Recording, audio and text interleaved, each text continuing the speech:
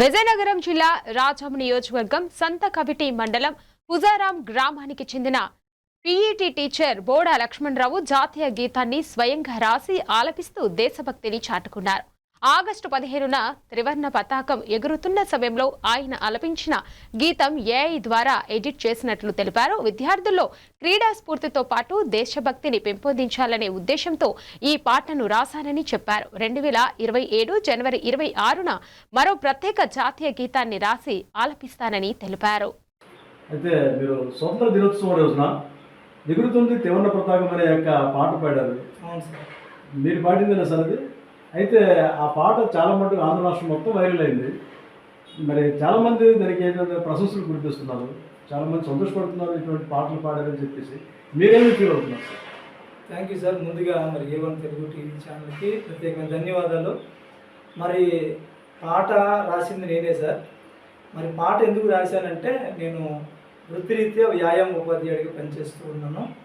అయితే క్రీడలతో పాటుగా క్రీడల్లో ఏ విధంగా అయితే పిల్లలకి తర్ఫీదుని ఇస్తూ మరి జిల్లా స్థాయి, రాష్ట్ర స్థాయి, అలాగే జాతీయ స్థాయి పిల్లలకి పంపిస్తూ ఉంటామో, దేశభక్తిని కూడా వారిలో పెంపొందించాలనే ఒక మంచి ఉద్దేశం కలిగి మరి ఆగస్టు 14వ తేదీన ఈ పాట రాయడం జరిగింది. అలాగే మరి దానికి లిరిక్ రైటర్గా నేనే ఉన్నాను. అలాగే మరి పాటని ట్యూన్ చేసేది కూడా నేనే సార్.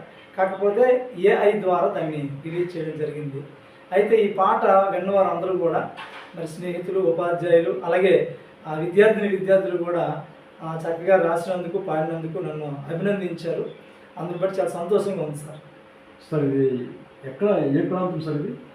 సార్ మాది సొంతూరు హంజరాం గ్రామం, సంతకవిటి మండలం, విజయనగరం జిల్లా సార్. మరి ఈ ఊరిలోనే మరి జెడ్పీసీ స్కూల్ హంజరాంలో నేను పనిచేస్తూ ఉన్నాను. కనుక మరి మా ఊరికి కానీ మా పాఠశాలకు కానీ దేశభక్తిలో కూడా వారిని ముందుకు నడిపించాలనే ఉద్దేశం కలిగి అందరికీ ఈ పాట చేరువవ్వాలని నేను ఆశిస్తూ ఈ పాటను రాశాను సార్. మీరు గవర్నమెంట్ స్కూల్ టీచరా, ప్రైవేట్ స్కూల్ టీచర్ సార్? నేను రాజీవ్ విద్యా మిషన్ ద్వారా మరి వ్యాయామ ఉపాధ్యాయుడిగా పనిచేస్తున్నాను సార్. చాలా సంతోషం సార్. మీరు ఈ యొక్క దేశభక్తిని పెంపొందించి మీరు ఉన్నటువంటి దేశభక్తిని అందరికీ తెలియజేసే విషయంలో మీరే విధంగా ఫీల్ అవుతున్నారు?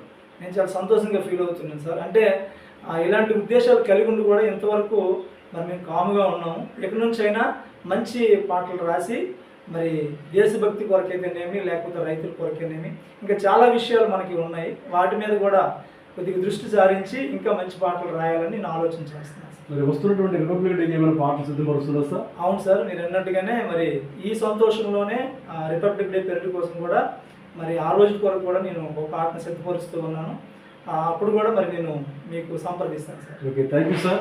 మీరు చక్కటి సందేశాన్ని మాకు ఇచ్చినందుకే మీకు ధన్యవాదాలు తెలియజేసుకుంటున్నాం. ఎందుకంటే మీరు ఉన్నటువంటి దేశభక్తిని ప్రపంచమంతా తెలియజేయడానికి మీరు చేస్తున్న ప్రయత్నంలోనే మీరు చాలా సంతోషపడుతున్నాం సార్. ఇంకా ముందు కూడా మంచి దేశభక్తి గీతాలు రాస్తూ, పాడుతూ అనేక మందికి స్ఫూర్తిదాయకంగా మీరు నిలవాలని చెప్పేసి మనస్ఫూర్తిగా కోరుకుంటూ సెలవు తీసుకుంటాం. Thank you sir.